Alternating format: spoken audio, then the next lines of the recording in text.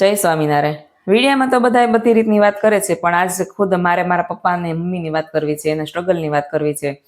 Struggle બધાય કર્યો જ છે, એટલે એવું કાંઈ નહીં, પણ મારે એક વિડીયા થ્રુ મારા મમ્મી પપ્પા સાથે વિડીયો પહોંચાડવો છે, કારણ કે આમ તો હું પ્રેમ જતાવું છું, પણ આમ વિડીયા થ્રુ કોઈ દી નથી જતાવ્યું, એટલે જતાવી દઉં કે 1998ની અંદર જે ખાળિયા ખોદવાના હતા, જો એ ટાઈમના લોકો હશે એને ખબર જ હશે કે ખાળિયા ખોદવા એટલે શું, કે મોટા મોટા ખાડા ગાળે છે અને પછી એમાં પાણી સંગ્રહ કરે છે. મતલબ એ કામ કર્યું, કારણ કે ખેતીમાં બહુ ઓછું હતું અને અમે 5 ભાનુડા હતા, તો એનું ત્યારે કરવું તે બહુ મહેનત વાળું હતું. મતલબ અમે બધા નાના નાના, અને પછી એ પૈસાનો જે પગાર આવ્યો ને 2000 રૂપિયા, એ અહીંયા લઈને આવ્યા. 500 રૂપિયા મારા મમ્મીને આપતા આવ્યા, મને ખાસ યાદ છે એ બધા દિવસો. અને બીજા 1500 રૂપિયા અહીંયા લઈને આવ્યા, અને હીરામાં સેટ થયા મારા પપ્પા. હીરામાં પણ ખૂબ સારું કામ થતું, અને મારા મમ્મી મારા પપ્પાની મદદ કરવા માટે આપણે જે તે સાદું વર્ક ચાલતું હતું, સાદું વર્કના જે ડ્રેસ લાવીને માર્કેટમાંથી અને બનાવવા આપતા, ને એવી રીતનું ચલાવતા. મારા પપ્પા બહારનું સંભાળતા, તો મારા મમ્મી ઘરનું સંભાળતા. અને પછી બસ સારું થતું ગયું. અને એક વખત મારા પપ્પાને એટક આવ્યો, અને એમ્બ્રોઇડરીના મશીન શરૂ હતા, અને એટક આવે છે મારા પપ્પાને. પહેલો એટક છે એ અહીંયા એને દુકાને જ આવે છે, અને બીજો એટક છે 12:30 થી 1ના ગાળામાં ઘરે આવી જાય છે. અને જે બીજો એટક આવ્યો ને ત્યારે અમે હતા એની સાથે, એટલે ખબર છે કે શું પ્રોબ્લેમ મારા પપ્પાને થઈ ગયો હતો. અને કાકાને ફોન કર્યો, આવ્યા, એને પણ દવાખાને એડમિટ કર્યા. અને ત્રીજો એટક એને રજા આપવા નથી ને ત્યારે આવ્યો, અને સીધા મહાવીરમાં દાખલ કર્યા. પણ તે પ્રોબ્લેમ એ કે પૈસા નહોતા. 35 રૂપિયા, કન્ડિશન થોડી વીક હાલતી હતી મારા પપ્પાની ત્યારે. 35 રૂપિયા ખિસ્સામાં હતા, ગયા કાકાએ બધું સેટલમેન્ટ કર્યું, અને મોદી સાહેબ સુધી સેડા પહોંચાડી અને એની મદદ કરી છે એ સાહેબે પણ. અને પછી આવે છે ઘરે, અને ઘરે પણ કન્ડિશન તો ઓછી હતી. પછી મારા મમ્મીએ નક્કી કર્યું કે ભાઈ છોકરા નાના છે ને, મને એકને પ્રાઇવેટમાં બેસાડી અને બીજા 4ને છે ને સરકારીમાં બેસાડ્યા. એટલે પપ્પા ઘેરે આવી ગયા, અને બસ પછી અમારું સ્ટ્રગલ શરૂ થયું છે અહીંથી. મારા મમ્મીનું સ્ટ્રગલ. મારા પપ્પાને તો જો કે હેલ્થ માટે અમારે એને કાંઈ પેન્શન આપવાનું નહોતું.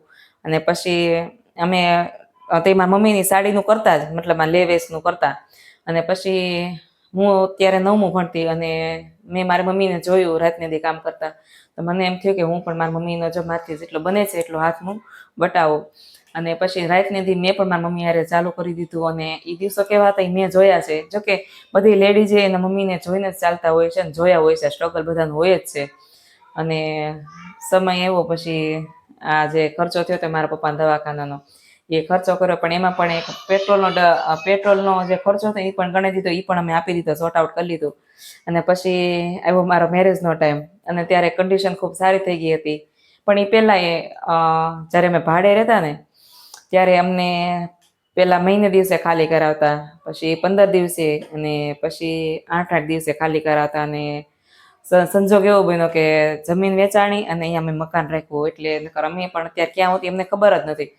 અને પછી મકાન રાખ્યું, અને પછી મારા મેરેજ કર્યા મારા પપ્પાએ. મેરેજમાં પણ કારણ કે કન્ડિશન સારી થઈ ગઈ, એટલે મેરેજ પણ મારા બહુ ધામધૂમથી મસ્ત કર્યા મારી મમ્મીએ. પણ મારી મમ્મીને ત્યારે શુગર આવ્યું,